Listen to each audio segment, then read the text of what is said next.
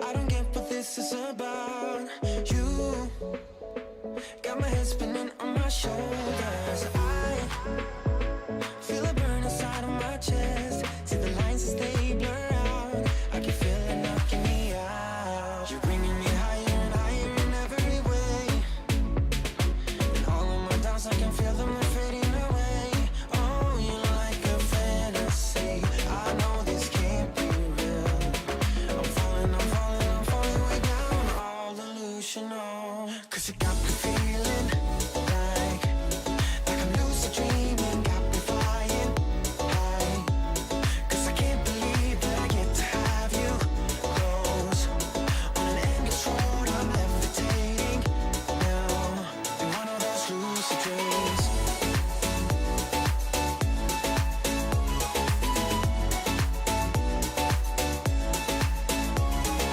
Wait, you gotta tell me what you did. I saw the world turning in my mind. Oh, yesterday you pulled the rug under my feet. Said I'm trying to wake me up. What if I'm making it all up? You're bringing me higher and higher in every way. And all of my doubts, I can feel them fading away. Oh, you're like a fantasy. I know this can't be real. I'm falling, I'm falling, I'm falling way down. All delusional. Cause you got me feeling like I'm lucid dreaming. Got me flying high. Cause I can't believe that I get to have you close. On an endless road, I'm levitating now. In one of those lucid dreams.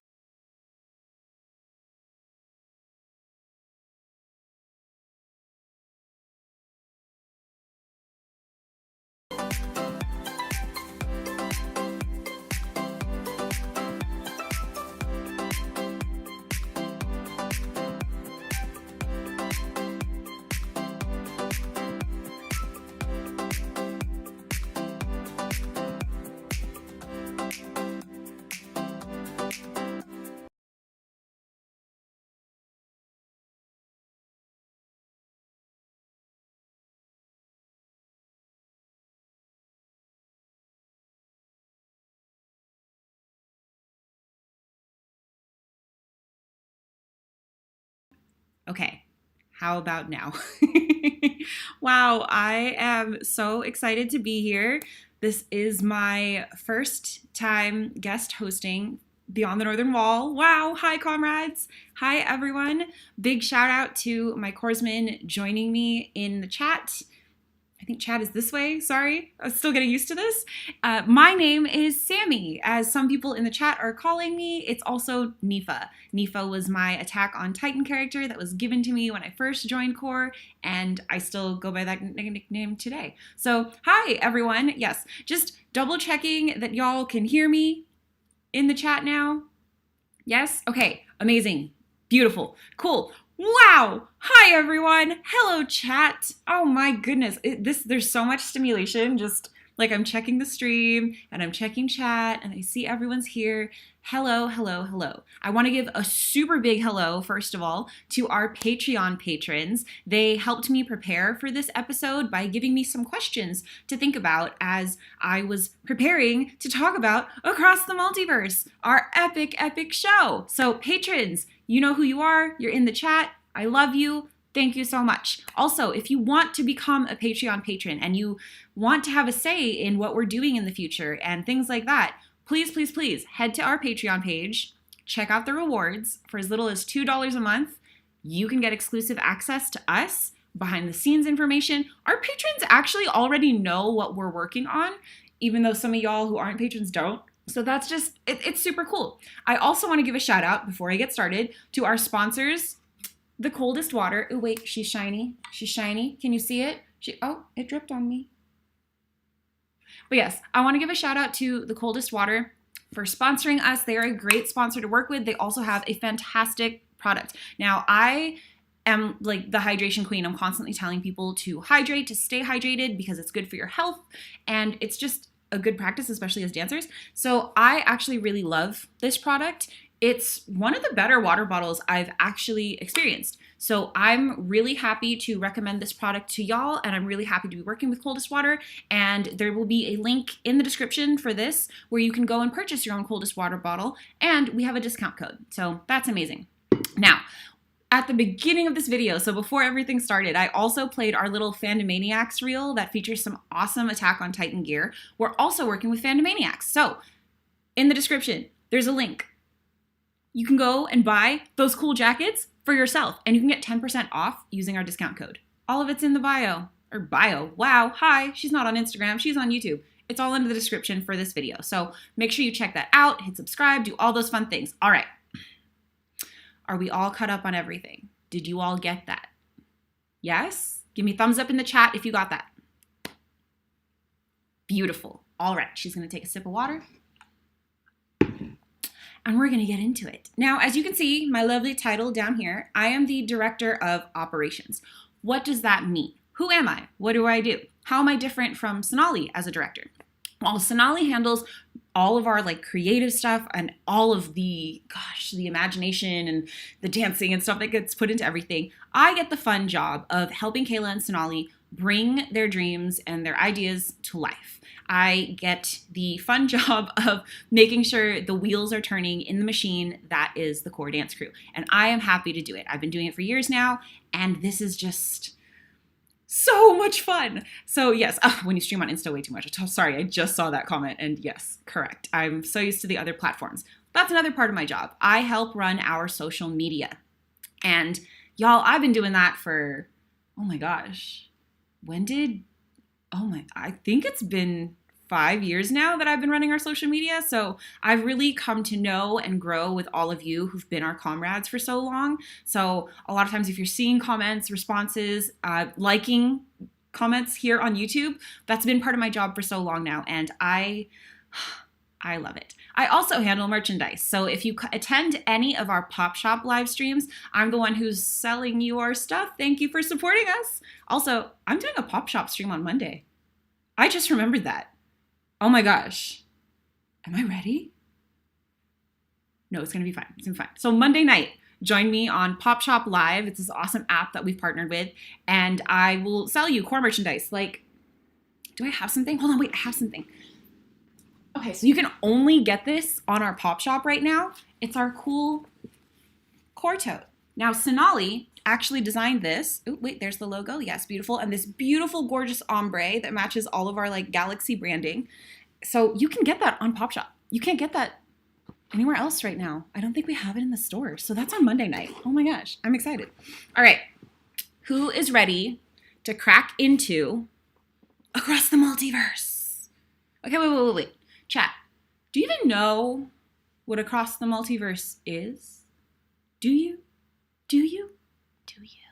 Is that too close? I'm sorry. I'm still getting used to this. Yes. Oh my goodness. I am going to murder Gina's wallet. And the leggings, yes, the leggings are a Pop Shop tote. I'll show that later so I can tease you guys again about that. But yes, Across the Multiverse. So in 2018, we decided we were going to do something we had never done before. We were going to create a full stage production. Now, when I say a full stage production, how is that different from what you guys already do? Well, comrades, it's different because for the first time, instead of thinking about just one anime and then trying to build a show around it, something that was maybe 30, 45 minutes long, we said, what if we actually put together something that looked like a theater production and was a full hour-long show where we paid homage to our favorites and told a story and brought in all of these different characters and animes and really just made a big deal about what we love. Well, we did it. It was not easy. So I'm here tonight to tell you all about Across the Multiverse. If you haven't watched it yet, don't worry. I'm going to do a quick recap for you. But I'm also going to intersperse this with questions from our patrons and some fun behind the scenes stuff that I don't know if we've talked about anywhere. So I'm super excited. Across the Multiverse was my favorite performance video, and I'm super Saiyan. No, I'm just kidding. I'm not Super Saiyan. I'm super excited to talk about Across the Multiverse. So, Across the Multiverse was born really in, oh my gosh, it might have even been born in like 2017, honestly, at the rate that Kayla and Sonali come up with ideas and then go, Sami, we want to do a thing. And I'm like, oh, how much is it going to cost us this time? So I'm going to start there because as a company that, well, we don't have, aside from our Patreon patrons, we don't have a constant stream of revenue. So anytime we decide to take on an adventure like this, we have to think budget, right? And you know, Kayla, Sonali, and I are with the rest of board and we're talking about it and we're like, how much is this going to cost? We've never done anything like this before. We're talking like giant stage builds. We're talking multiple cosplays for different people. How are we going to do this? And our first thought was, why don't we bring it to the comrades? Because the comrades have been so good to us and y'all, you're still so good to us. I count my blessings every day. But yes, how are we going to make this happen? Let's bring it to the comrades. So we said, comrades, help us. We want to build this amazing hour-long full production. Will you help us? So we started an Indiegogo and then we started building because the truth about core is sometimes you just gotta start running, even if you don't have everything lined up yet. And that's the crazy thing. We do a lot of things. We don't have the final details lined up yet, but we do it anyways because that's art, you know? So we started building this set and we thought, okay, we're going to need a lot of anime that, oh my gosh, that just cross all these genres. But wait, what are we going to do? So our test run was Oh My Otaku. So I need you, I just saw Jasmine's comment of Sonali, yes, Sami, oh no. Actually accurate. We'll get to that. I have a good story. Remind me about that later, y'all. I got a good story. It's got to do with a moon. Yes, I said a moon. It's going to be good. But yes, so going back to where I was. You need to watch Oh My Otaku. If you don't watch Oh My Otaku, I mean, like, your existence is fine, but your existence would be so much better if you just go and watch Oh My Otaku. After this, not right now. You have homework, okay? So number 1, homework assignment, watch Oh My Otaku. Chat, please keep track of these assignments. There will be no quiz later, but, you know, bonus points in life if you do it anyways. But Oh My Otaku, we brought that to Anime Los Angeles. And some very important people happened to be at Anime Los Angeles. And we started talking with them about, oh, you know, we really love your convention. We really want to do something big for you guys. What can we do? How can we be bigger partners with you? And they said, well, you know, that performance you did at Anime Los Angeles, that was something. What if you could give us something even bigger and better that touched on all of these really nostalgic anime?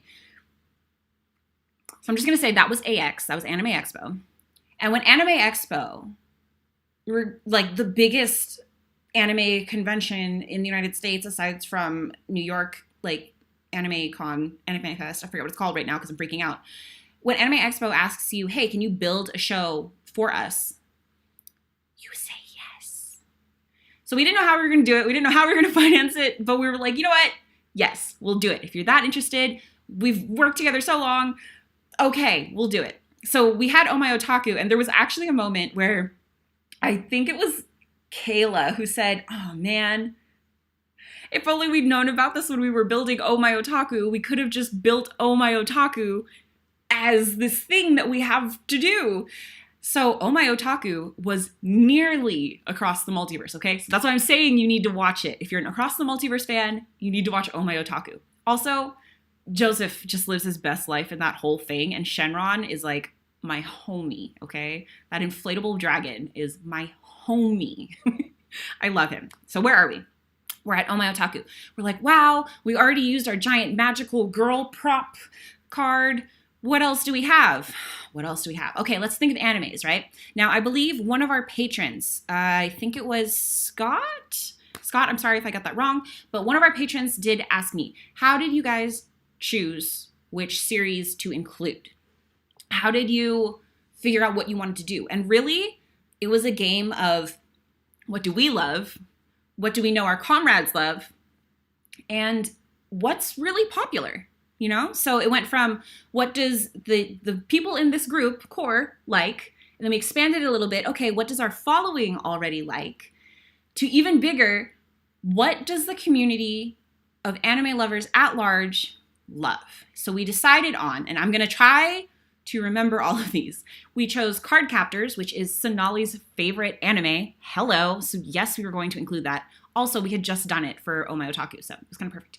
And then we also chose One Piece because One Piece is huge. I'm not a big shonen fan, but even I know that One Piece is huge. I've only seen a few episodes, but I really love how jovial it is. So that was just going to be perfect. We said, yes, One Piece. Also, Rio and Koki have been dying to have a One Piece performance in the set. So when that finally happened, we were just like, yeah, okay. Oh, Urban too. Urban's a huge One Piece fan. Sorry, I jump around a lot. Are you following? Are you good? Okay, cool. Now, we also chose my favorite, Ouran High School Host Club. Now, we had done Ouran before for Return to the Unknown and our anime medley set. And let me tell you, okay, I had been fighting to get Ouran into a set for the longest time. Okay? She's a big Ouran High School Host Club fan. When we finally got it in for Return to the Unknown, I was happy. I was like, you know what? I'm good now. Everything's good. I'm good. We're good. And then they said, let's bring it back for Across the Multiverse. And I went, okay. How was I going to say no to that? Right? So after Ouran, we also chose for a lot of us, this was our first anime. It's an anime that's like near and dear to us. Sailor Moon. We had to include Sailor Moon. Hello. Yes. Excuse. Had to be Sailor Moon. We also chose Fairy Tail because Fairy Tail has like 5 billion episodes and so many characters and everyone has a favorite. So why not? Let's do Fairy Tail. Also, the costumes in Fairy Tail are a lot of fun. Like if you just look at the characters design on Fairy Tail, it was something that we could look at and we went, wow, there's such a wide color palette. There's so many different kinds of bodies. That matters. And we were like, wow, that's going to look great on stage. Let's do Fairy Tail. Sure, why not? And then we had to bring it back to the classics. And Sarah, who's one of our patrons, she's a big fangirl with me on this one. Fruits Basket. We had to have Fruits Basket. Now, we did one of my previous favorites, Your Lie in April, in our anime medley set. But Fruits Basket is an anime that I can rewatch Fruits Basket any time of day. Any day, in any month, in any year, darlings. Like, I can rewatch Fruits Basket. So that made it into our set. And I was like, oh my gosh, we just put a legendary anime in our set. Let's do more. So then we went with Bleach. Because Bleach is like one of the OG animes. And I'm so stoked that we went with Bleach because that's one of the first shonens that I actually liked. I know. I'm the weird one who doesn't like shonen anime. Let's just air that out now, get it out. All right, the next thing we chose was Naruto. Now, this is not a secret on the team, and many of you who have been here will know I haven't seen Naruto.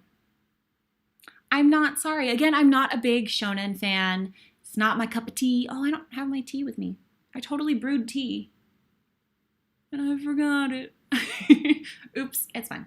But yes, I am not the biggest Naruto fan, but how could you make a show like this, like Across the Multiverse, without Naruto? So that's a lot of anime, right?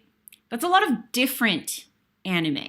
You've got shonen, you've got magical girl, you've got shoujo, you've got slice of life, you've got pirates. How do you put pirates with princesses? Oh, well, actually, that's not as big of a stretch now that I think about it. How do you put pirates with Grim Reapers? That's not as big of a stretch either. You know, when you look at anime at like a higher level, they're not that hard to relate to. Okay, but anyways, our challenge was how do we put all of those things together and make it make sense, right? So Kayla and Sonali came up with the brilliant idea of having hosts during the show. And the hosts would be from a property, an anime, that it made sense. Like these people would have access to multiple worlds. They would travel the multiverse. So Kayla and Sonali thought, let's use Holic. Yes, there's 3 X's in front of Holic. You don't pronounce the X's, it's just Holic. I did not know any of this before Across the Multiverse. So Across the Multiverse became a thing. And suddenly we had all these animes, and we had an anime host who would host the whole thing and create a story. And so the main people from Holic, Yuko, me, and Watanuki, played by Josh, our prop master, would journey across the multiverse of all of these different animes, and we would have Across the Multiverse. I just forgot which side this was on. Pardon me. Again, I'm still figuring this out. So this was our original poster. It features a little character hand notable mark or prop from each of the anime that we chose for Across the Multiverse. We went so big on this, y'all. Like, oh my gosh, we had never done anything like this. Dancing for 45 minutes? Sure, but we have skits in between. This was new because we're gonna go to all these different animes, have all these different cosplays, completely different pieces. We used our cage, everything. So let's get into the actual recap, and I'm gonna intersperse different things in here. Now, I forget who asked this, but one of our patrons did ask us, how do you choose the order of these things? Does it have to do with how the animes relate to one another? Does it have to do with the quick changes that your cast has to do backstage? Does it have to do with the music that you're choosing? And honestly, it's everything. We usually come up with a story outline, and then we start writing the story, right? And then we realize, oh, wait a minute. If Yuko and Watanuki are going to stop here for, like, imagine this is the story. If Yuko and Watanuki are going to stop here for a ramen break, it doesn't make sense for them to be in this drinking guild right beforehand. You know, like, that's just too much food in one time. Like, you gotta eat something and then walk it off and then eat another thing. So a lot of times we will move things around. Even though we start with an outline and order, we start sliding things around as needed. And then when we think about our dancers, oh my gosh, this person's been in 3 pieces back to back. Either we move them out of one of these pieces, or we consider shuffling things, or we put something random in between. So that's how we build these sets. So if you're wondering how this order was chosen, it just grew, y'all. We planted a seed and we let it grow, and oh boy, did it grow. Like, in a good way, I'm just remembering the process of growing that was Across the Multiverse, and wow. Like, the planning meetings, everything, it was intense. So I want to start off with, there we go, there's that picture. So, before I get started, all of these pictures are from my dear friend and our official photographer for Across the Multiverse, Trisha Jean Photography. You can find her on Instagram. I've tagged her in all these pictures. So if you want to know who took these, that's who. Please credit your photographers. It's important to give artists their due. All right, so this is myself and Josh as Yuko and Watanuki. We opened the show. This is from our premiere performance of Across the Multiverse at Ronin Expo. I know Cal, who I think is in the chat, maybe is not in the chat. Cal, you were there at this premiere, and this premiere was amazing. So Ronin Expo, this is kind of a behind the scenes tidbit. Ronin Expo came to us when we were building this, and they said, hey, we can get you a theater. And we said, excuse me? We're used to performing on stages that are not built for dancing. They have carpet, there's missing panels in the stage, there's a stage when we get there to tech, and then there's no stage when we get there later. Stages that have band equipment on it, stages that have like hundreds of thousands of dollars worth of screens, so they're like, don't dance on the back of the stage because you could hit the screen. And Ronin Expo, an amazing collaboration partner, big love to Danny and the team, came to us and said, we'll give you a theater. So we got to put this in a theater. So this is us on stage at the Aratani Theater here in downtown Los Angeles. Amazing. Also, please support the Aratani Theater. They're amazing. Little Tokyo for the win. So we're good? We're following? Okay. So this is us dressed as these characters from Holic. This is the beginning of the show. We're introducing everyone. We're saying, hey, you're going to come on a journey with us. What was so fun about all of my scenes with Josh is we actually pre-recorded all of the audio. So literally once the show starts, you hit play and everything is one long track. which the theater loved. We literally got in there to tech and, we're handing everything over to the tech guys. We're like, here's how we would like the lights to go, all of that. And they said, okay, do you have a list of your tracks that you need us to play and what time you need us to play them and blah, blah, blah. And I said, oh no, there's just one track. You just hit play. And they were like, oh, so you don't need microphones or anything like that? And I was like, no. And Kayla had already graciously prepared a lighting sheet that had time cues that matched the music so that the lighting guy could just cue the lights to match us. And it was amazing. And they were so ShamWowed, y'all. Like, this happens a lot. We'll go to a lot of events and conventions and we'll say, hey, we're ready to go. Here's all of our stuff. And they're like, wow, you have everything ready. That's part of being a professional company is we try to make it easy to work with us. Make it easy to work with you. And then people have nothing in their way when they want to work with you, y'all. So handed that off. We ran this. Now, if you saw the debut performance and if you saw the video that was on our YouTube channel, I'm sorry, we had to take it down. Copyright is ridiculous, y'all. We're working on it. We're working on that video. That's all I can say. Disclaimer, if you haven't watched me stream anything, I like to tease things. My key catchphrase is vague enough to get you to show up. So I'm working on the Across the Multiverse original video.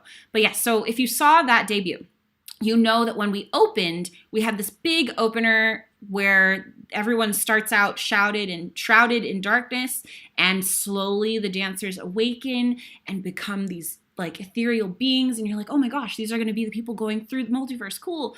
And Yuko's there and she's like, I'm a witch, hello. And she like casts magic and suddenly we're boom, traveling the multiverse. Now, that was a lot of fun and it was great to open that way for our premiere performance of Across the Multiverse. However, after that performance, we sat down and we had a discussion, and I believe this was Cal's question, actually. So another one of our patron questions. Cal, if this wasn't your question, I apologize. I hope it was you. I'm going from memory here. So one of our patrons asked, what happened to that introduction? Why did you change it and why was it gone? The simple answer is we realized having that costume change at the very beginning was cutting it really close for a lot of our dancers. And as much as we want to be incredible artists and put these outstanding things on stage, if you've designed a show that doesn't actually work for your performers, you have to adjust. So we decided, you know what, it's a lot to ask to have this opening sequence where everyone was in like shades of gray and silver. It was beautiful, but it was just a lot to ask for people to endure that and then have to do a super quick change into the first piece or into the second piece. There just wasn't enough time. So we decided, you know what, it's okay.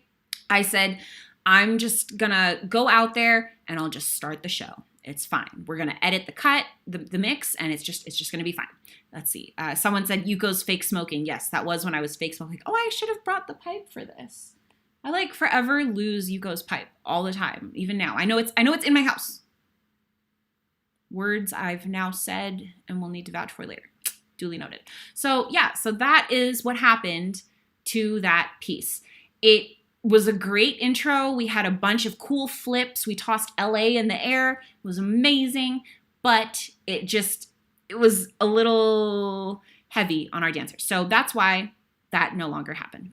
Now, our first piece in Across the Multiverse, and all of these pieces are available to watch here on our YouTube channel, okay? You won't get the premiere performance. You'll have the video footage from Anime Los Angeles, which was our third performance of this production, but they are up there. So our first piece, this one, was Card Captors. Fun fact for those of you who don't know. Holic and Card Captors are from the same universe. Shaoran and Sakura actually do appear in Holic at one point. Actually, in multiple points, I think. I think it's 2 or 3 times they appear. So it made sense for this to be the first leap. And it was so great to do this. We literally thought, oh my gosh, what's every prop we could use? So Sakura has wings at one point. We have dancers in wings. We have ribbon dancers. We got fans. NJ who's an amazing artist in her own right, let alone an amazing dancer, made the giant Clow cards that Sakura uses to transform and stuff. She made those. So we danced with every single kind of prop we did on there. And Joseph, bless him, he's dancing in this thing with the super long sleeves. I think it was when we performed Return to the Unknown at Anime Expo the year previous to this. He was dancing on stage and his foot got caught in this thing at one point. It was, oh my gosh, it was so funny, poor thing, but he handled it like a champ. And actually, funny story. So we were doing a run through of Across the Multiverse, as we do at rehearsal. And slowly, somehow, through the entire Card Captors piece, Joseph's cosplay just fell apart. Like first the hat fell off, so someone picked it up from the side. And then his wig fell off, and so someone grabbed that. And then his belt came off, and so someone's grabbing that. So by the end of the piece, he just had like the green thing and the white pants on. And we were like, what happened? And he was like, I have to adjust things.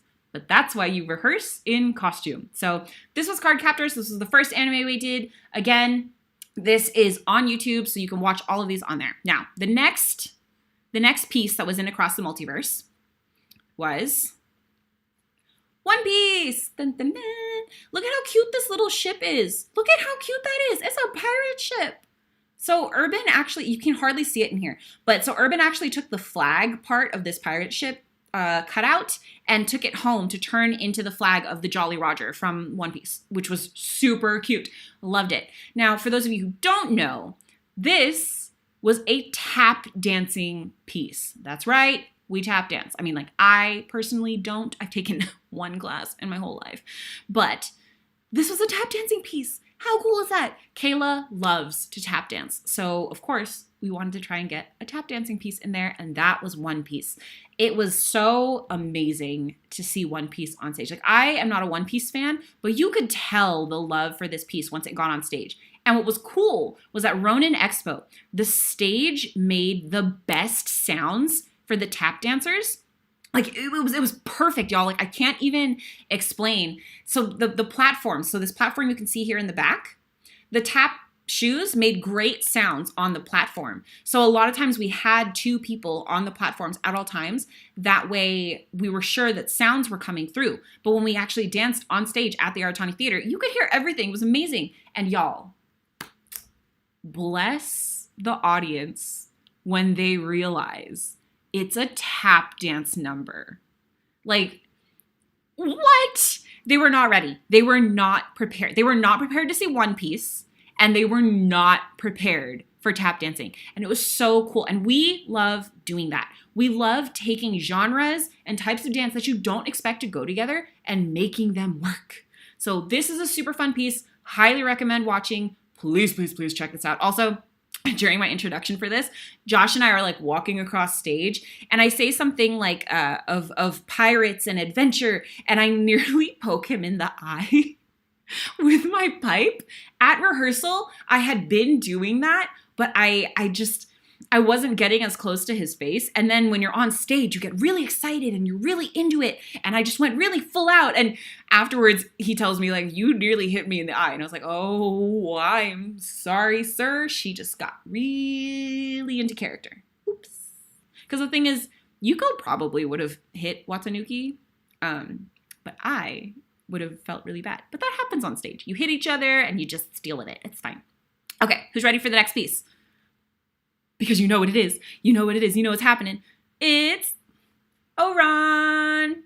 So we brought the hosts back. And we brought in Haruhi. I don't have a picture of our Haruhi here. I wanted to have the boys just in their fabulousness. And Oran, oh my gosh, Oran was fun. So first of all, when every draft that we had of the outline of this show, it was literally, okay, for Oran, we're going to do this song. No, this one's more fabulous. We have to do this song. Okay, cool. We finally landed on Fashionista. And Kayla and Sonali decide, you know what?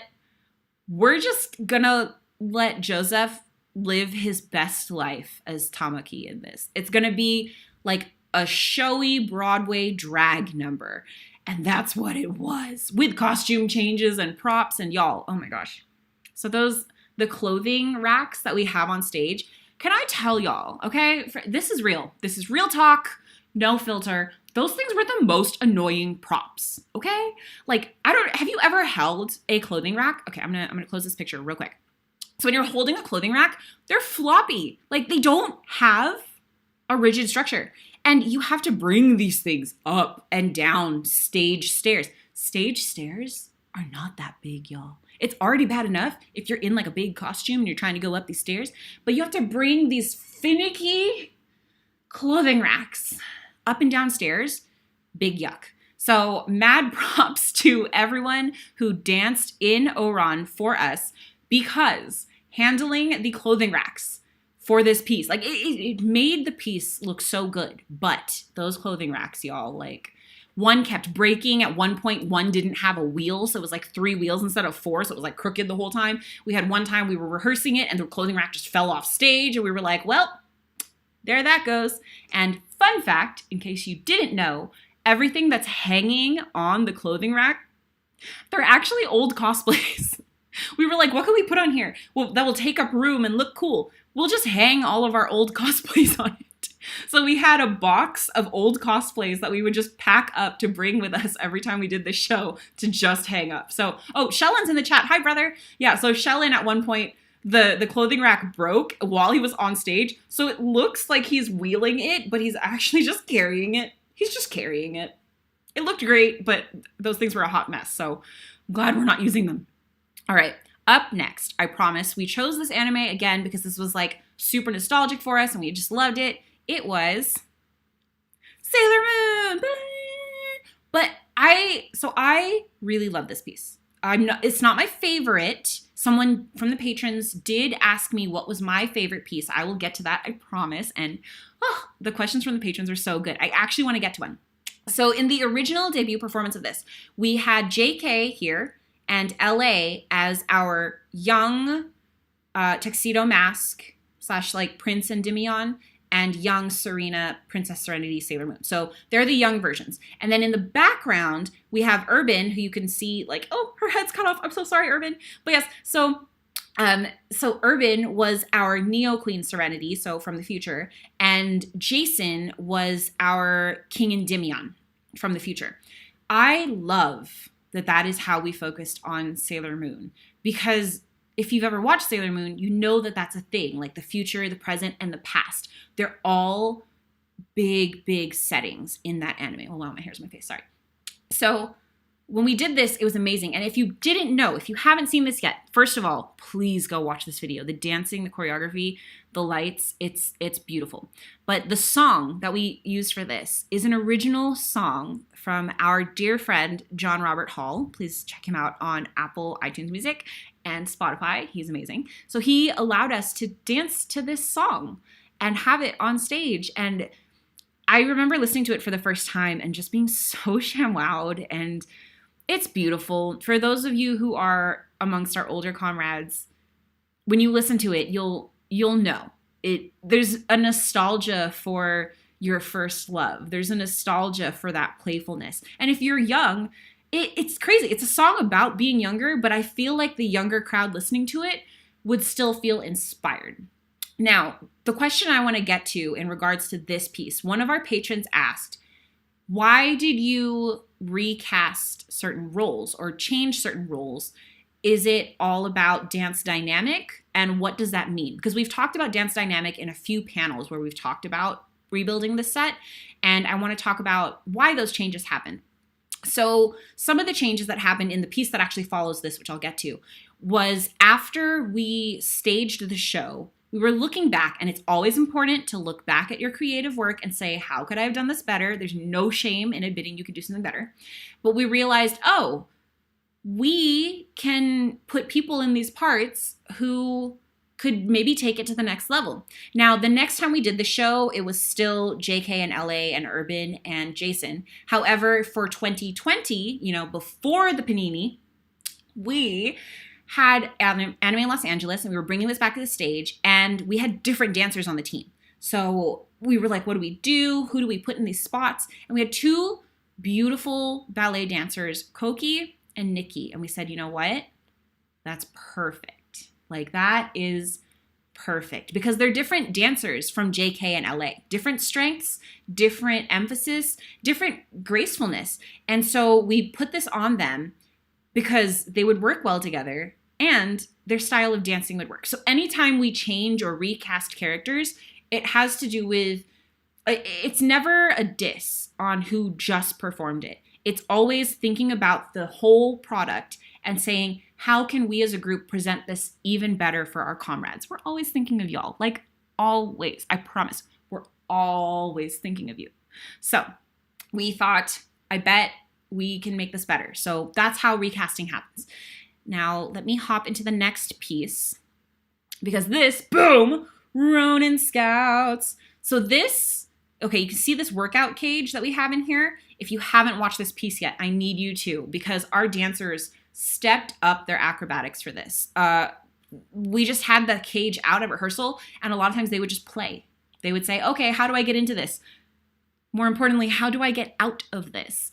Because the cage isn't necessarily built for acrobatics, but when you're a dancer and you're a cosplayer, you learn you can be creative with all of your materials. So that's what we did, y'all. We got soups creative, okay? So this is this moment. I was there when Rio came up with this move and it was beautiful. So y'all who've been comrades for a while already know this, but we are known for freestyling, right? Like you throw on music and we can freestyle to just about anything. Point of pride, my dancers can freestyle to anything. I will say that to anyone. Can your entire company freestyle to whatever you put on? Oh, well, mine can. Okay, sorry, I was just really proud. Oh, wait, hydrate check, everyone, hydrate. Okay, cool. See, like hydration's really important. Okay, so I was there when Rio came up with this gorgeous floating move and they were just freestyling in the cage. So everyone knew when their solo was coming up and they just got in the cage or got on the cage and were like, what can I do with this? How do I clamber and climb and crawl and lift and prop myself up on this? And Rio grabs the two front bars in her tiny self and she lifts herself up and starts float walking. And she did it to the music. And all of us were just watching her going, ah! Just fully in shock because she's one of those dancers and Rio's amazing at this. She'll pull moves and just dance vocabulary from nowhere. We're like, Rio, where did you get that? And she goes, I don't know. I just thought it would look good. And it did. It was, oh my gosh. That moment was so cool. And after that, you just saw all the girls start getting all creative. And, you know, Kayla does her drop where she gets on top of the cage and then she falls. I will say, I don't know if she's told you all this. And if I get in trouble, worth it. The first two times she did that, so Kayla's hanging from the front of the cage. She's straight up on top of it. And then she just drops. And the first two times she did that, she was like, oh, my arms. It's such a far fall. So worth it because she hits that drop in the music perfectly and it looks so good. And when we performed it on this stage at Ronin Expo, the crowd was like, whoa, she just dropped. But the first few times her arms were so sore and we were like, are you okay? Okay, cool. So we made it and it was fine. All right, so that was Ronin Scouts. After that, we had dun, dun, dun, dun, Fairy Tale. I loved this piece. I loved this piece. I don't even know how else to talk about it. This piece was, well, when we were talking about it afterwards, or no, when we were talking about it while building the set, we realized that this piece was actually a great tie-in to our hip-hop community roots. We hadn't really had any hip-hop based pieces in a while. It just wasn't something that we were feeling anymore, and it wasn't something that our sets really needed. And then we were like, well, for Fairy Tale though, it's so energetic, it's so hype. Let's put in a hype piece here. Like, let's do this. So we did. So this piece was so much fun. I love that Josh and I got to hang out on stage for this piece. We got to do this in the first Naruto piece. Or no, the second Naruto piece as well. But we just got to hang out on stage. And if you don't, it's not up anymore. Oh, I got to work on that video. But yes, when this video went up, it's funny because a few people started noticing that in the back, my character Yuko. So first of all, I'm holding Happy. Little Happy from Fairy Tail. I love him. I bought him just for this. And I'm just swinging around in the back because if you've watched Holic, you know that Yuko loves to drink. So the fact that it's to this song, Get Loose, and it's about fairy tale and you're just having fun and you're in the guild and stuff like that, and I'm with Happy, I was like, you know what? Yuko's gonna turn up. So Yuko's like mimicking the dance moves in the back. She's just swaying. Meanwhile, Watanuki the whole time. Like, you know how you bring your friend to make sure you don't turn into a hot mess express at the club or at the party? You know how you bring a friend who's gonna be your lookout, who's gonna be like, look out, you're a hot mess. That friend, Watanuki's that friend. Only he didn't get to come by choice. Yuko just dragged him. So he's like, it's funny because every now and then I'd look over at Josh and he'd just be like, I don't want to be here. I don't want to be here. I don't want to be at this party. Can we go? Can we go? So it was just great kind of play acting with him across the stage and then just going back into my party thing. And I'm like, yeah. Also, fun fact, that Happy, I bought it because at the time our Lucy, oh, where is she? She's here. So during our debut performance, NJ was actually pregnant at the time while she was performing this. So I was like, NJ, I'm going to get Happy. And so Happy will be your present after because technically this is baby's first performance. Nova's already been on stage, y'all. She's already amazing. She already has 5-star reviews. She's that good, okay? So that's just like a little fun fact that I actually don't think I've mentioned that anywhere. Even when we were talking about this at AX, I don't think I told that story. So hey, you guys got an exclusive, yay! So that was Fairy Tail. Fairy Tail was a lot of fun. This was also the most costumes that had to be made just because they're all so different and everything. And oh, you can see brother. He's our Natsu. He's right here. He's getting down with his bad self. Good job, brother. Look at you. Look at you getting down. Yeah. Oh, also, fun fact. So you see this character here. That's Joseph right there in the purple wig. When we got to AX, he accidentally forgot that wig back in his Airbnb. So during our AX performance of this, he does not have a wig on. And we were like, should we try to buy a wig in vendor hall? That way we can just style it. No, too much. We have too much work to do. We don't have time. So, oh well, just no wig. It was fine. Also, that performance, Lauren, right here, her pants she had shorts on underneath as Urza. She had gold shorts on underneath the red flame hakama, but it's silk. And I don't know if any of y'all have ever worked with silk. Silk is slippery, y'all. Like it is, it's just slippery. So she's on stage dancing. And when Lauren dances, she dances full out. So she went so full out. Her pants went And so at one point they just fall and she just yeets them off stage. And it was great. We were like, Lauren, why don't you have pants on? You just have your gold shorts. And she's like, they just didn't want, the pants couldn't hang. The pants were not hype enough for the piece. Sorry about it. That is a cool costume though. I actually really liked that Urza costume. And I wish it would fit me. Because we actually recycle cosplays and sometimes we take cosplays out of the core closet for us to wear. I wish I could wear that one. It's just my legs are really long. So that wouldn't work out. All right. Who remembers what comes after Fairy Tail? I mentioned it earlier. This is not homework, but you know. Okay. So our next anime was Fruits Basket. This moment. So one of the patrons asked me, and I mentioned this earlier, somebody asked me, oh wait, I made this picture really large. There we go. Okay.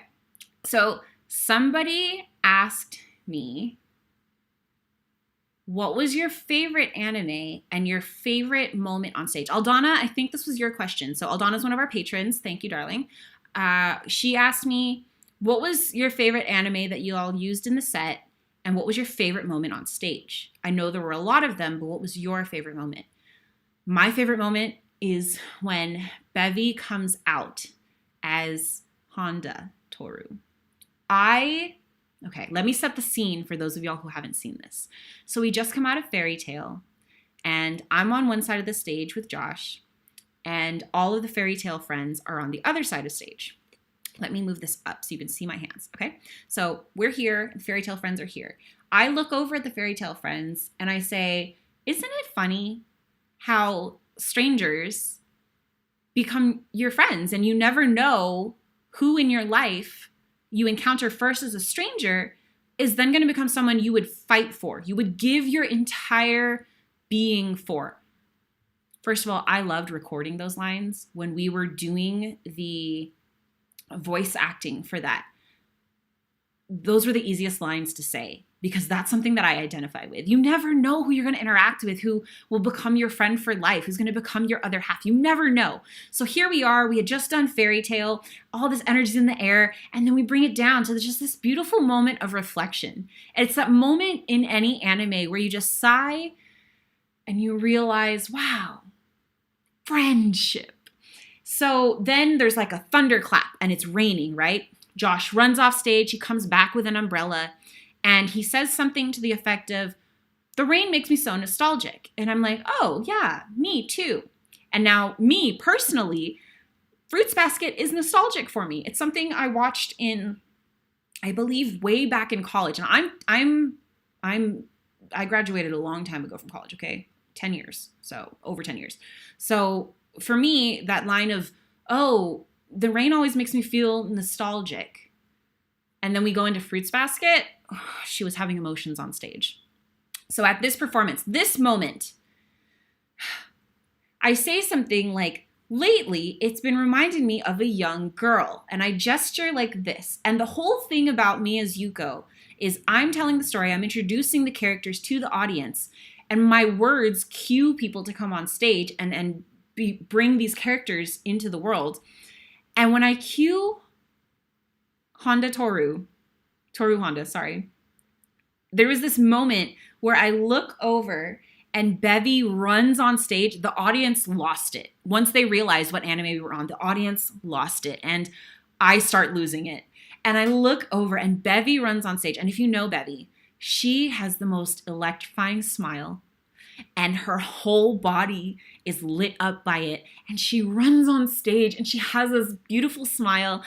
And she gives one of Toru Honda's lines where it's, you know, if you're happy, you're sad, it doesn't matter as long as you're here. Like, that's what life's about. And it's, wow, that was amazing. So that line was delivered by Lauren. That was her voice acting. And I had heard these lines so many times. Backstage, I was listening to the audio for the show because I had to remember what pacing my lines are recorded at so that as I'm acting on stage, I'm mimicking the sound. And so I'd heard this line so many times, but for some reason, when Bevy ran on that stage and looked at me, and I realized I'm looking at one of my favorite anime, oh, I'm tearing up. I'm looking at one of my favorite anime characters in this moment, celebrating friendship and acknowledging that your existence is beautiful. I started tearing up on stage. I'm looking at Bevy in front of a live audience and I'm tearing up. And I'm like, please remember your lines. Please remember your lines. You can be emotional right now, but remember your lines. That's the most important thing. You can be emotional, but just remember your lines. And she goes on to say her lines. And I say something about, what was it? Oh my gosh. I say something, I got too emotional. I forgot my lines. So I say something about like, oh, and the two boys who know, like who want her happy, but her happiness or their own happiness might involve leaving her forever. And if you know what happens in Fruits Basket, it's a heart-wrenching story. It's a beautiful, moving, inspirational story, but it's also heart-wrenching. So I'm not going to spoil it if you haven't watched the ending or if you're watching the current remake of it right now. I'm not going to spoil it, but just know that it is, it was a moment. And I just remember I looked at Josh and he looks at me like, whoa. And I'm just like, we have to go now. We have to go. So he's holding the umbrella. He's guiding me off stage. We go through the wrong door. It's fine. And, you know, I stand on the side of stage and I'm just watching Bevy and I think it was Joseph and Jason, who were Yuki and Kyo, dancing this piece. And it was so moving. I just stood there the whole time in complete awe. in complete awe. And I'm watching the contemporary dancers in the back, and I'm just like, oh, it's so beautiful. It's so beautiful. And the lights were blue, and Bevy just, she has Toru's smile. Toru's smile in the anime where she makes everyone around her smile. Bevy has that smile. So it was amazing. I've spent way too long on this. We're going to move on. Okay. The next anime that we featured was Bleach. Now, I chose this picture because this is the Ronin Scouts are amazing. Don't get me wrong. No hate on the Ronin Scouts, please. I'm not hating on that. But this use of the cage was amazing. So Bleach, for those of you who haven't watched it, it's about Grim Reapers who collect souls, who battle these ones, the hollows, souls that have become corrupted, all that. They battle them. And this moment where Ichigo goes and battles them. Like he saves Rukia and gets captured by the hollows and gets turned into a half hollow. Really cool. This was the coolest use of the cage. The first time I came in and saw this, I didn't know how we did this. I had to seriously sit there at rehearsal by myself and just watch each dancer every time they ran this to help my brain process what was in front of me. So in case you don't see this, the dancers crisscrossed back and forth and tied Roston up using black fabric. And what was cool, you have to watch this very carefully. In the video, you see him hit beats and his hits travel along the black fabric so that each dancer who's holding one hits after him. Or it might go the other direction, but it was an actual wave of motion. So it was just so beautiful. And of course, Lauren and her amazing biceps climb up on this stage and they put the mask on there and whoa, it was cool. But yes, Bleach was so good and so many props to Roston for doing this. He was exhausted. I saw him backstage after this. He was breathing so hard. He was like, oh my gosh, I was late on one part. I'm so sorry. We were like, no, come on, next costume, go. But he was so wiped out, but it looked so good, so good, so worth it. So Bleach was amazing. Just such good staging, and the lighting and everything was so dramatic. Love this piece. All right, next one. So this piece, Rewrite the Stars, featured 3 couples. What I love about this piece, so right before this piece gets introduced, Josh's character walks out on stage. It's right after Bleach. The hollows are all crawling off, and Watanuki's like grossed out by them. He's like, ugh, what is this? What's happening? He was doing this weird thing with his lines where the line is something like, something's different. He kept going, something's different.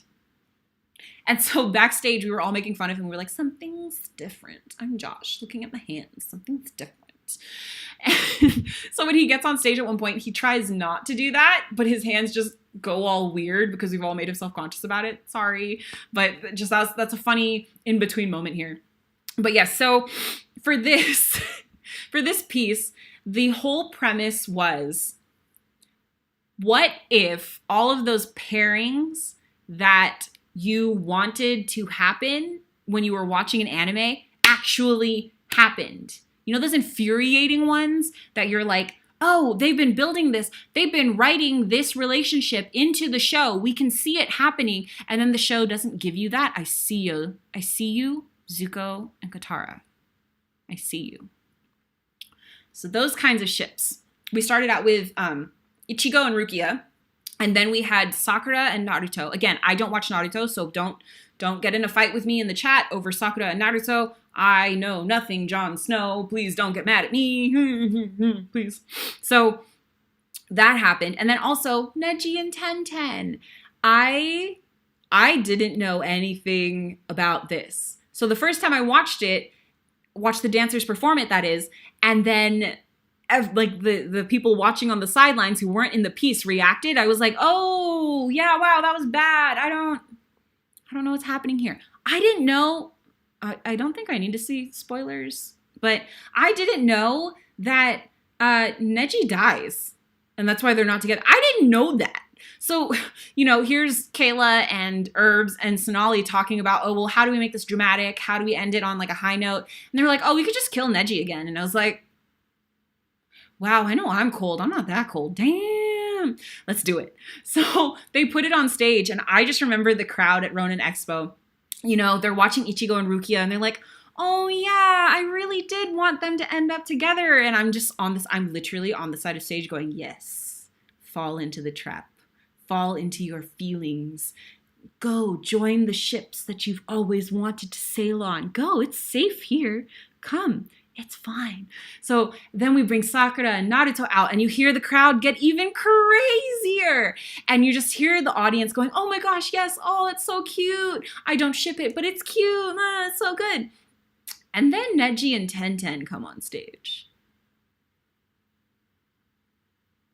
Now this is amazing. So Neji and Tenten come on stage, and, you know, they're doing their acrobatics and stuff, and you can feel the audience just in their feelings, caught up, everything. And then there's a moment where Neji and Tenten are they're just close to one another, and they're like, oh, I love you, oh, I love you too, or whatever they say, because technically anime, you never really say that. But they're like this, and then all of a sudden, Neji's arms come up, and he gets taken off stage. Y'all, the only time an audience gets that loud is when we're done and they're clapping at the end. The amount of no that was screamed in that theater. I was living. I was backstage going, full evil laugh, because we did it. We lured you all into thinking you were safe and then took it back. Now, this was a great way to transition from all of the other pieces to all of the Naruto pieces that we had. I'm going over an hour, but that's fine. So I fully just loved how we used this transition piece, rewrite, to get to Naruto, where we had 3 pieces that were Naruto. Well, 4 if you count like the ramen shop scene. So I'm going to hop right into those. Up next, we had the Sand Siblings. I don't know what to say about this piece, and I've been thinking about it ever since yesterday. I don't know what to say about this piece because it was so amazing, and you have to go watch this because it speaks for itself. With Eddie, Trini, and Lauren acting as the Sand Sibs, just magic. The actual ending for this piece, we didn't have as big of an idea of what was going to happen, right? So Kayla and Sonali invited these 3 to freestyle at the end, to wrap up the end in their characters dancing. And what came of that was just this moment where they all just really go at it and then end in this just like super chill, we know we're bad moment. And it was shivers. When we actually put this back on stage. So we put this back on stage, Anime Los Angeles 2020, we were able to have more crows in the piece. And that was actually the original vision for it, was to have just a mass of crows there, so that there's this moment where Bevy's on the stool like this, and Eddie picks her head up and cracks it to the camera, and everyone's face was just gonna crack. With more crows on stage, y'all, it looks so good. So good. Also, fun fact, hunting for the fabric that's wrapped around all the crows, that was fun. We were like, oh, we need something that looks like sand, but not like bright sand, but not like dirty sand. But then it has to be shiny sand so that you could see it on stage. But then it can't be glitter because like it's going to look like glitter, not sand. We looked through so many fabric stores. And then we found this beautiful fabric that was black, it was stretch, and it had like, you know, like when you see sand in cartoons, it's like swirling, like flying and swirling. That's what the pattern that was on this fabric. And it was so pretty. It was kind of annoying to sew for our people who did all the sewing because it was like stretch material, but we made it work. So that's what I have to say about this piece. All right, up next, we had this cute little ramen interlude. Now, if you can see here in the background, there's this ramen stand. Love-hate relationship with that thing. I love how it looked.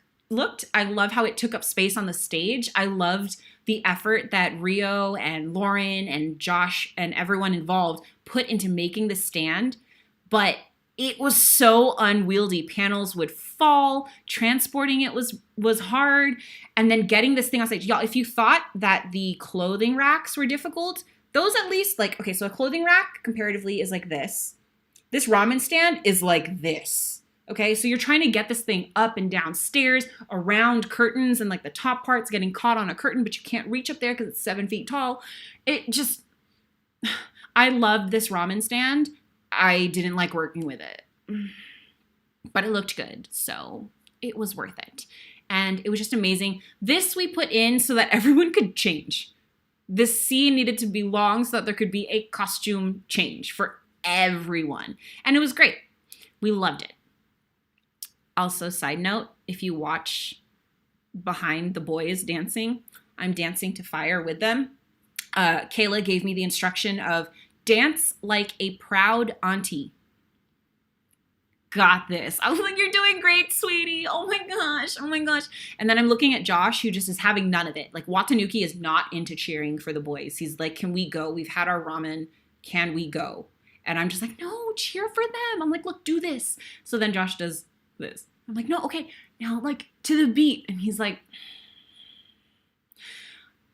Watanuki's a good sport when Yuko can make him try. And we just totally vibed on that. It was so much fun.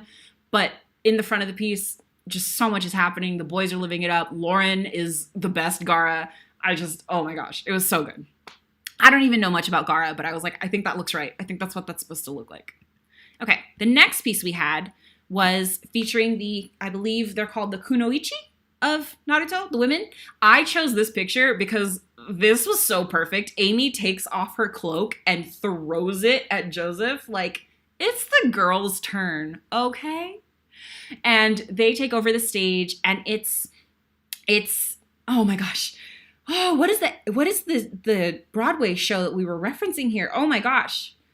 Big Spender. I'm blanking out on it. Wow, embarrassing for a Broadway fan, my bad.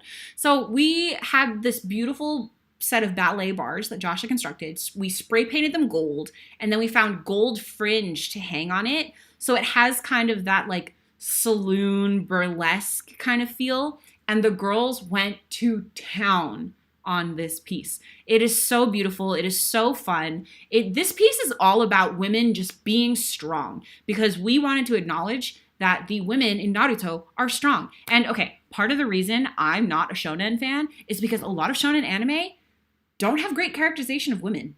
Sorry, but like, do shonen writers know women? Do they? At all? One. Because what the heck? So this was a great, great, great piece in homage to the women of Naruto. Love it. You need to watch this piece. You need to watch this. Also, props, because during our debut performance, Sonali's skirt fully just comes off. So she just like whacks with it and then throws it to the side, and it falls on beat. That's how good she is. It just fell on beat. She had shorts on, so it was fine. But it was just one of those moments that were like, what? And it was good.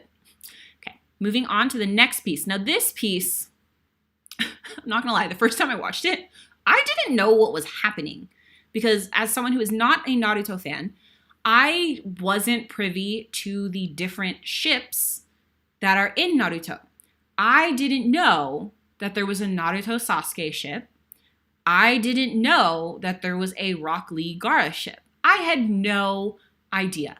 None. So I'm watching this and I'm like, I'm confused. Isn't he supposed to be with her? And isn't he just like over there? What's happening? And then I was told, oh, this is like fan fiction. And I was like, oh, we do fan fiction really well. Okay, cool. Let's do this. So this is a great piece. If you haven't seen this yet, I'm not going to spoil it for you. Go watch our Across the Multiverse playlist right here on our channel. And just, this piece is so good. I crack up every time. And a few of my friends, the Sudarso brothers, Peter and Yoshi Sudarso, were in the audience. I invited them to the debut performance. I saw them after the show, and Peter was still laughing about this scene after the show. He was still laughing. And I was like, wow, was that good? And he goes, yo, I want to go back and watch the show now. I was like, what? Okay, I don't even know anything. But this is I'm not going to spoil it. I'm not going to say anything more than that. It's fan fiction. Just go watch it, please. Also, there's a funny moment that happened backstage where we were rehearsing this and the boys are running around. When you watch this will make sense. And they didn't know what to do for one part. So like Joseph goes and stands on a box, and then Jason just wraps his arms around his legs. And we were like, what are you doing? Why is it good? Can you do that on stage? Okay, cool. As many things happen. Now, the next number was our closer. Oh, hey, image, come up. Okay, there we go. So this closer was phenomenal. I chose this picture because in this, pretty much everyone who put this show together is on stage. That's not a lot of bodies, y'all.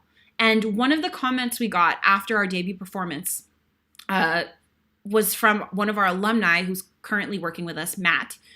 Matt came up to Sonali and Kayla afterwards and said, I didn't realize how few people you had in the show. We had like 19, 20, 21 people in this show. Did all these numbers, everything. That's it. That's how many people did all of these pieces, including main characters in multiple pieces, being background for different pieces, stunts, cage work, props, everything. This is how many people brought that show to life. Okay? An hour's worth of dancing, entertainment, full acting, livelihood. These people, so good. Also, I love this closer. We did it to The Greatest Show song from The Greatest Showman, which as an entertainer, we all watched The Greatest Showman and we were like, oh, that made me so hype. This movie gets it. Like Shellen, who's here in the chat, my brother, he will tell you, we all watched Greatest Showman and we were like, ooh, that's the mood, that's the vibe. So this is, it's honestly my favorite closer. And this moment was just so beautiful because we always tell our dancers, you have to leave it all on stage. You have to give everything. And this pose of just hitting like that, I don't know how to explain it to anyone who hasn't been on stage, but you are just so vulnerable and so open and so in the moment when you bare yourself like that on stage. So I love this picture. I love this pose. I love this moment where you know that moment on a roller coaster where you catch your breath before you go over the final crest? That's what this moment is in our closer, and I live for it every time. So I'm at a loss for words for what this moment felt like. I'm behind the curtain here. I'm the only one not in this picture. I'm behind the curtain trying to secure my wings to my neck because I have a hip length wig on, sequins all over my dress that the wig is getting stuck in, and I have these wings that go all the way down to my feet from my neck that I'm trying to find the tiny little Velcro strip on. So I'm back here having a struggle bus. Everyone else is living their best life. So good. Which brings me to this cute little picture. This moment where everything is just happening. You see the wings are open. We're all celebrating all the things. There's a moment for performers when you're on stage and you know that the show is ending. You know that the piece is ending. And it's like you wake up because you're like, oh, it's over. And in those last moments of consciousness, you just want to give it even more. And you can't help it. You just throw it out there. You give it everything. If you're Joseph, you forget when your bow is and you just keep doing this until it's time for your bow. I'm sorry, Joseph. that was one of my favorite things. But there's literally this moment where you just realize, oh, this is it. And you just want to close it off as beautifully and as powerfully as you can. And we did. The ending of this show when the lights die down and everyone walks off. Wow. Backstage, everyone was exhausted and we had to get out of the theater as fast as possible. We had to pack up all these props, clear all of our stuff off the stage as fast as we could. But backstage, you could just feel it. There was an electricity between everyone. We were all just so in shock that we had done it. Something we had been working on for months and months and months that we had crowdfunded. So this set was literally built with funds that we asked for from all of our comrades. It would not have been possible without you. And we did it. We did it. And so after the show, Something we had not done for a long time was go out and eat together afterwards. Some people did have to leave. That's okay. That happens. But we went out to eat after the show and we couldn't stop talking about it. Everyone was smiling. I have dancers who've been dancing for an hour. They should be passed out somewhere. They should be so tired. And they were tired. But we went out to eat together and they were like, wow, I'm so happy. This food is so good. The audience was so good. Everything went so well. Nobody got hurt. Oh my gosh. It was so amazing. And just the exhilaration of Across the Multiverse was something I will never forget. Now, something I mentioned I wanted to talk about earlier that I just kind of alluded to just now was the moon, right? So I talked about how budget for this was really hard and we had to ask our comrades for help. So we did a Indiegogo where we raised a ton of money and we were able to put all of that money into this show. It was amazing. Something that was funny in all of that is we're looking at all the props and we're like, what can we build? Okay, we can build this. We'll save money on that. We can build that. We'll buy these things and everything. We're getting ready to do Sailor Moon. Let me bring the Sailor Moon picture back up really quick because I need to show this to y'all. So you see this moon here in the background? Yeah, you see that? So we were sitting at Kayla's old house and we're talking about it. We're looking at our shopping list and we're like, oh, we could build this moon, but we're going to need a lot of cardboard. And we hated using the glitter for the picture frames for Oron. Those things were so annoying. There was glitter everywhere on all of us for 5 months. We just kept finding glitter. It was so bad. So we're looking at this. And I remember Kayla looking at her computer. And then she looks back at me and she goes, Nifa, what if we just bought the moon? Because it'd be easier. It's kind of expensive, but look at it. We would just have to assemble it. And I'm sitting across the room. I'm like, okay, you know what? Go ahead. Buy the moon. I'm going to give you the moon. Let's do the moon. So we got the moon. I'm just sitting there like, man, the things I say yes to sometimes. Like sometimes your friends will be like, hey, should we buy matching shirts? And you're like, yes. My friends look at me and go, hey, can we plan an hour-long production with zero budget? And just can you help us make that happen? And I'm like, okay. Are you weak like that for your friends too? Because I'm weak like that. They'll look at me and be like, hey, can you help us create this thing? And I should know better by now. I should know better. I don't know better. But it's so much fun. Like what else would we be doing? I don't even know. I don't know. So Across the Multiverse was an incredible journey. That was a recap of all of it. It is available here on our channel for you to watch. There's a whole playlist that says Across the Multiverse.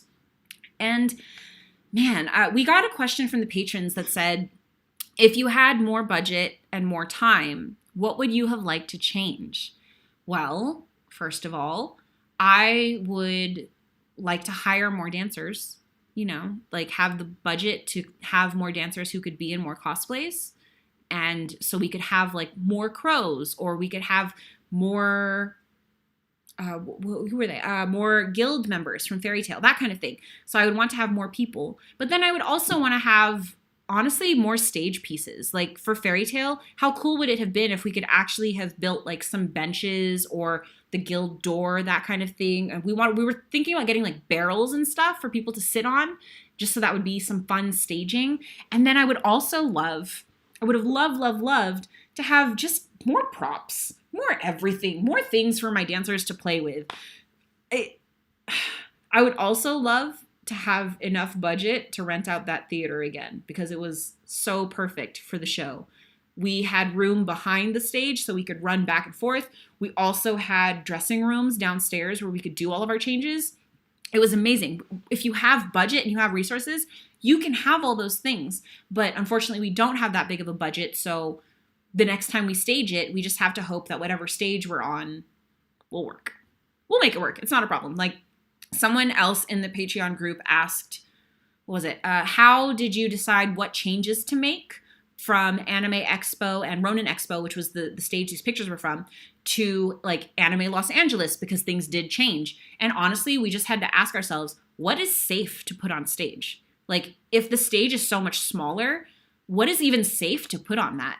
And then on top of that, we have to consider things like at Anime Expo, the way that the room was lit for our performance for this, there wasn't a lot of room at the top of stage. So when Kayla and Urban and people got on top of the cage, there was no light up there. You couldn't see them.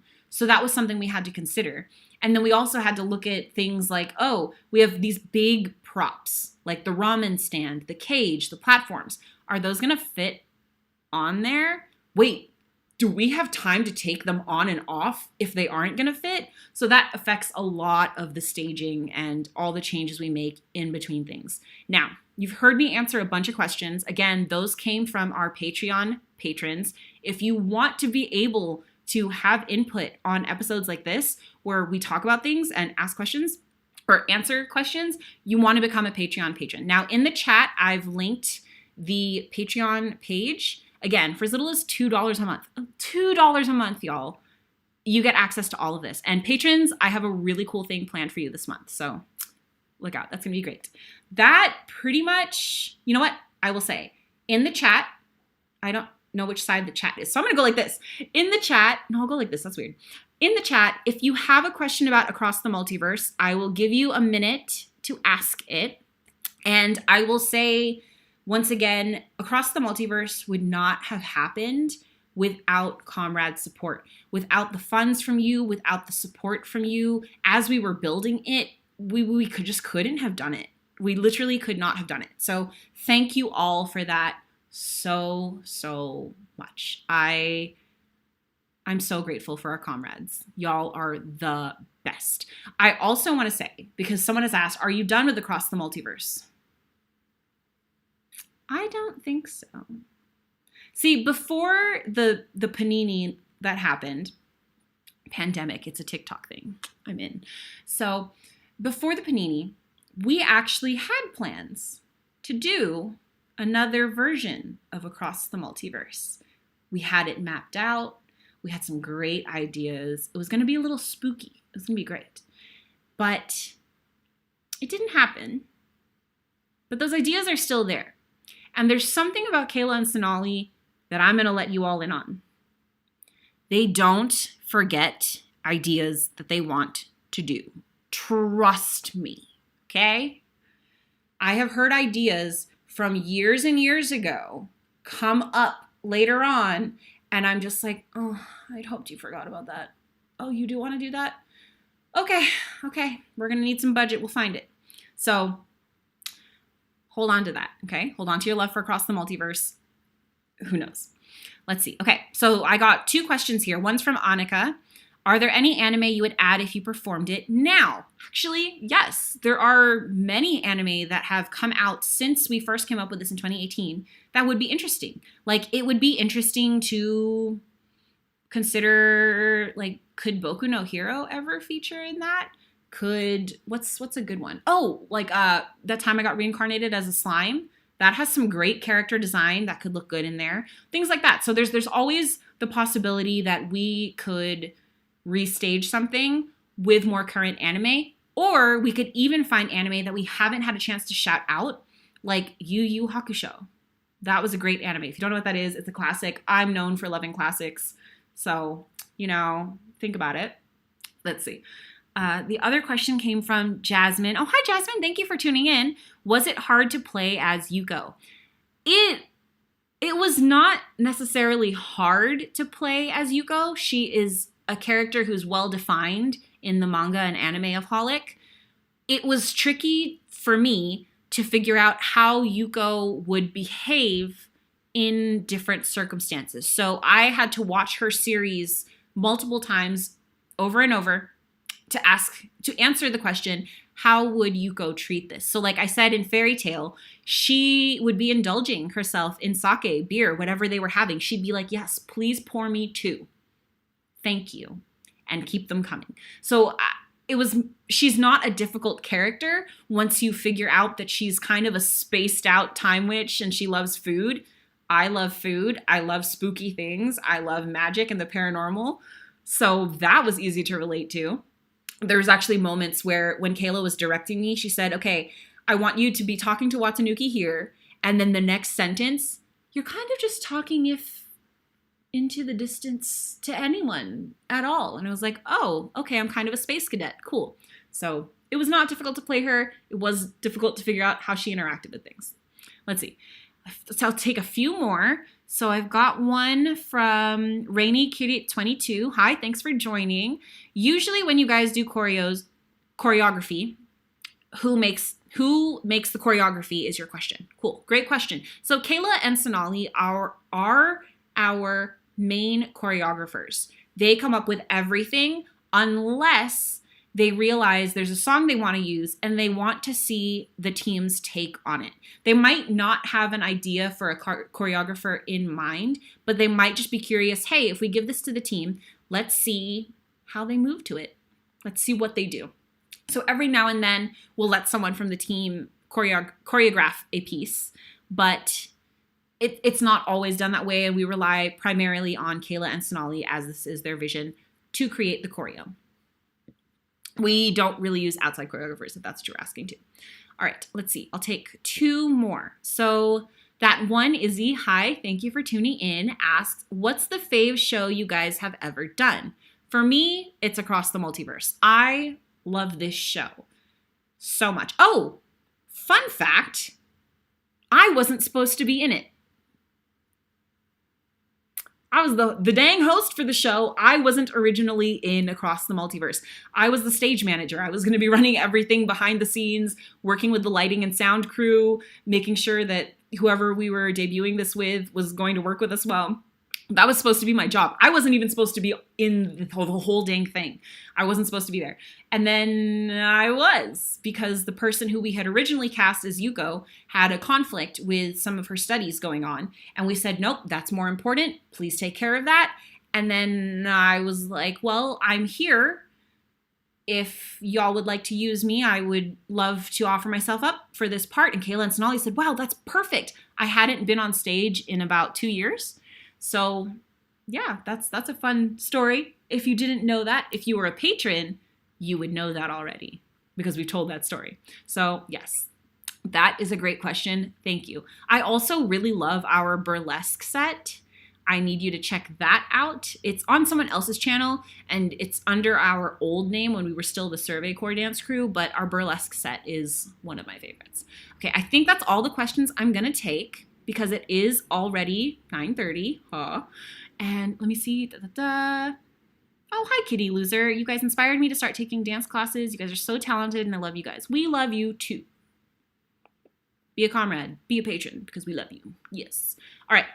That is all the questions I'm going to take. You're always welcome to message me on Instagram with your questions, v.sammy.jane. You can also message the Core Dance Crew on Instagram. I'm usually the one checking the messages on there. Liz helps me out on Instagram.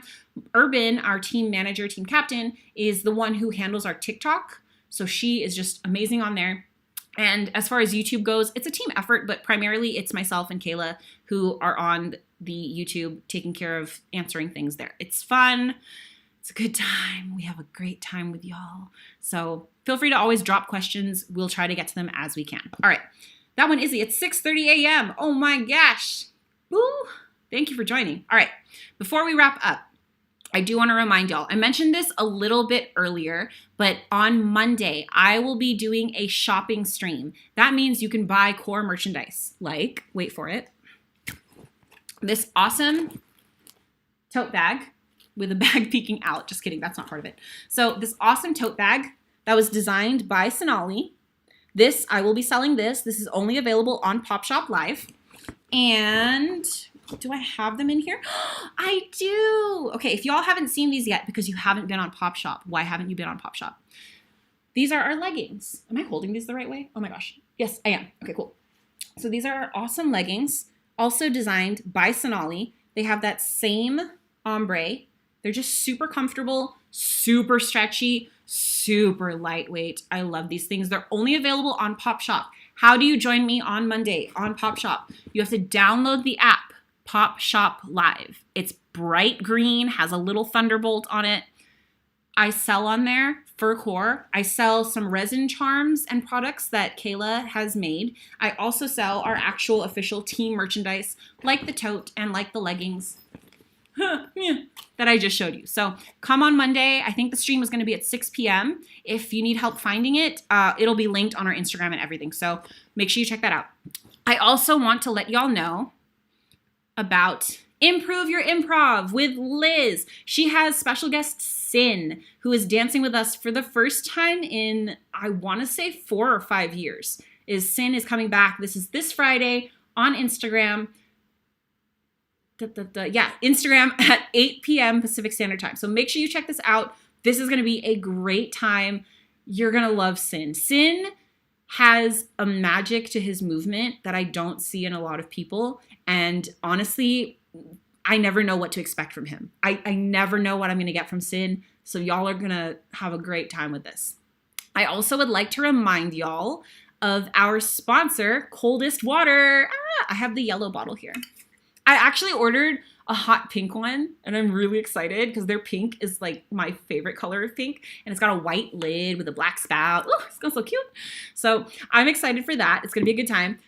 Please, please, please check out the coldest water and use our code because that helps us out. Yes, but it's also just, who doesn't love a coupon? I love a coupon. I know y'all love a coupon. We all love a coupon. So that's a whole thing. And that is all. That is what I have for you. Thank you, everyone who joined me for this week's episode of Beyond the Northern Wall. Next week, Kayla should be back. She should be. I want to remind y'all that Across the Multiverse is available to watch here on YouTube in a playlist style. It is our performance from ALA 2020. You can find comrade videos from our debut performance. I'm working on getting that video back up. No promises, no calendar dates, just know it's happening. And I want to tell y'all, we're almost at 100K here on YouTube. I'm not ready. I watch the numbers every day, and I'm not ready. Kayla and I keep looking at the numbers, and we just don't know what that's going to feel like. This channel started on a completely different channel when we were still the Survey Corps dance crew, and we had to rebuild our following and our subscriber base after we had to shut that down due to copyright. And now here we are, almost at 100K. And I've been thinking all day about what to say to y'all to convey my thanks and convey the sense of humility that I and the team have. And I still don't have words. I don't know how we were so lucky to find almost 100,000 people who love what we love and who are willing to share in the adventures that we take. So this is for all of you. Thank you. I love you. You're the best comrades that anyone could ask for. And while we are in the middle of working on something right now, I can't tell you what that is. We will tell you soon. I just want to say, when we get to 100K, we will do something for y'all when we have time to celebrate it, because we're not just going to let that go. But there are no words to describe what it feels like to know that we've helped create a space in the world where we can all just be together and celebrate the things that we love. So thank you all for watching everything that we do. Thank you for subscribing. Thank you for liking all the posts. Thank you for using our discount codes. Thank you for watching our live streams on whatever platform we are on. Thank you for donating when you donate. Thank you for buying when you buy, whether it's through our store or on Pop Shop. Thank you. Thank you to our comrades who are patrons. Every month, you guys support us. And it shows. We could not be doing anything that we are doing now without you.